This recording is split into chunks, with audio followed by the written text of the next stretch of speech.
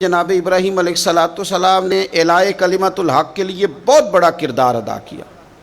نمرود جیسے بادشاہ کے سامنے کھڑے ہو کے، اس کی حکومت ہے، اس کی طاقت ہے، اور وہ اس نشے میں اتنا مست ہو گیا ہے کہ معاذ اللہ اس نے خدا کہلوانا شروع کر دیا ہے۔ اس کے دربار میں کھڑے ہو کے اس کے ساتھ گفتگو کرنا اور اس کے سوالات کے جوابات دینا، اللہ کے پیارے محبوب علیہ السلام نے فرمایا افضل جہاد ہے ظالم بادشاہ کے سامنے کھڑے ہو کے حق کی بات کر دینا۔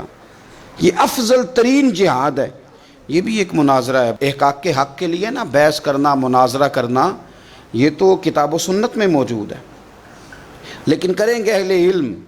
ہر آدمی اٹھ کے اگر مباحثے میں جائے گا تو بعض اوقات بہت ساری خطائیں پیش نظر ہوں گی۔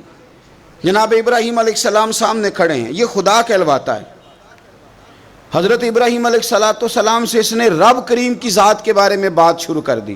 اللہ فرماتے ہیں الم تری الی الذی حاج ابراہیم فی ربہ، کہ آپ نے اس شخص کو نہیں دیکھا جو جناب ابراہیم سے جھگڑا کر رہا تھا ان کے رب کے بارے میں؟ اور جھگڑا کیوں کر رہا تھا؟ اس لیے کر رہا تھا کہ ان آتاہ اللہ الملک، اللہ نے اسے بادشاہی جو عطا فرمائی۔ کچھ لوگوں کو جب اعزاز ملتا ہے نا، بلندی ملتی ہے، مال و دولت ملتا تو جھگڑالو ہو جاتے ہیں، بڑے بڑے دعوے کرتے ہیں، بجائے شکر کے تکبر کا رستہ اختیار کرتے ہیں۔ جھگڑا کر رہا تھا جناب ابراہیم سے۔ اذ قال ابراہیم ربی الذی یحیی و یمیت، حضرت ابراہیم فرمانے لگے میرا رب وہ ہے جو زندہ کرتا اور مارتا ہے۔ وہ بحث کر رہا ہے، گفتگو کر رہا ہے آپ کے ساتھ، فرمایا میرا رب وہ ہے جو زندہ کرتا اور مارتا ہے۔ گویا جناب ابراہیم علیہ السلام اس سے کہہ رہے ہیں کہ تیرا تو اپنا وجود رب کے ہونے کی دلیل ہے۔ تو ایک نطفہ تھا اور اس سے اللہ تعالیٰ نے تجھے وجود دیا، تیرے اندر روح پھونکی، تیرا اتنا بڑا جسم قائم ہوا۔ رب وہ ہے جو زندہ کرتا اور مارتا ہے۔ قال انا احیی و امیت، کہنے لگا میں بھی زندہ کرتا اور مارتا ہوں۔ اس نے اس طرح کیا کہ دو بندے بلائے نمرود نے، ایک کو سزائے موت کا حکم ہو چکا تھا، اس کو کہنے لگا تجھے سزائے موت کی سنائی تھی، نجات تو آزاد ہے۔ اور ایک بندہ بے گناہ تھا، اسے پکڑ کے قتل کر دیا، کہنے لگا دیکھو میں بھی مارتا اور زندہ کرتا ہوں۔ حالانکہ قتل کر دینے اور چھوڑ دینا، اس میں اور زندگی اور موت دینے میں کتنا بڑا فرق ہے۔ حضرت ابراہیم سمجھ گئے کہ بندہ موٹے دماغ کا ہے۔ کچھ لوگ موٹے دماغ کے ہوتے ہیں، بلا وجہ بحث کرتے رہتے ہیں۔ حضرت سعدی شرازی رحمۃ اللہ علیہ نے کیا خوب بات کہی، آپ فرمانے لگے 40 عالم بیٹھے ہوں، ایک دلیل سے انہیں چپ کرایا جا سکتا ہے، لیکن ایک جاہل بیٹھا ہو نا تو وہ 40 دلیلوں سے بھی چپ نہیں کرتا، کیونکہ جاہل ہے نا۔ علماء کے سامنے آپ دلیل بیان کریں گے تو 40 علماء بھی ہو تو ایک دلیل سے چپ کر دیں گے تو جو ہے جاہل، وَإِذَا خَاطَبَهُمُ الْجَاهِلُونَ قَالُوا سَلَامًا، یہ دلیل بھی اس کی بڑی کچی تھی، بڑی نکمی تھی۔ اب حضرت ابراہیم نے نا اس پر ایک اور مناظرانہ گرفت فرمائی۔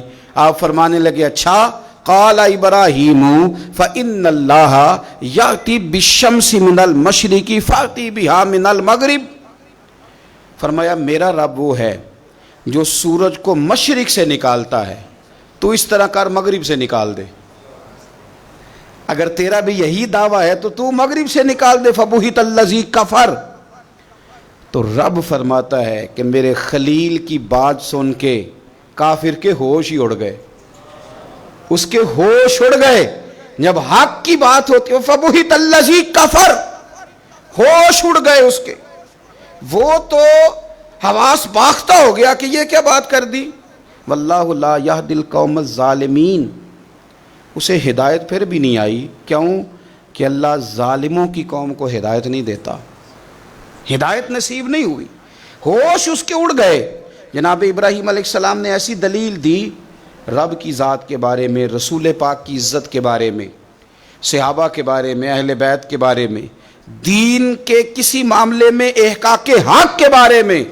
ہمیں یہ پیغام دیا گیا کہ جگہ کوئی بھی ہو، مقام کوئی بھی ہو، وقت کوئی بھی ہو، جب تم نے دین کی بات کرنی ہے تو پھر تم نے نا ذرا تگڑے ہو کے کرنی ہے، پھر تم نے مضبوط ہو کے کرنی ہے، دلیل کے میدان میں پھر تم نے آگے بڑھنا ہے۔ جناب ابراہیم علیہ السلام کا اس موقع پر جب آپ کے ساتھ بظاہر کوئی غلاموں کی فوجیں نہیں، امتیوں کی لمبی چوڑی قطاریں نہیں، وہاں بھی کھڑے ہو کے آپ نے فرمایا کہ تو جو دعوے کر رہا ہے تو جھوٹے کر رہا ہے، کائنات میں ایک ہی رب ہے جو سچا رب ہے، ایک ہی کائنات کا مالک ہے جو سچا ہے، ایک ہی رازق ہے جو سچا ہے، اس کے سوا کوئی عبادت کے لائق نہیں، وہی ہے جو اس قابل ہے کہ اسے چاہا بھی جائے، اسے سجدہ بھی کیے جائے، اس کی بارگاہ میں جھکا بھی جائے، اسے معبود بھی جانا جائے، اسے رازق بھی مانا جائے، اس سے پیار بھی کیا جائے، اسی کے لیے جیا جائے، اسی کے لیے انسان دنیا سے جائے۔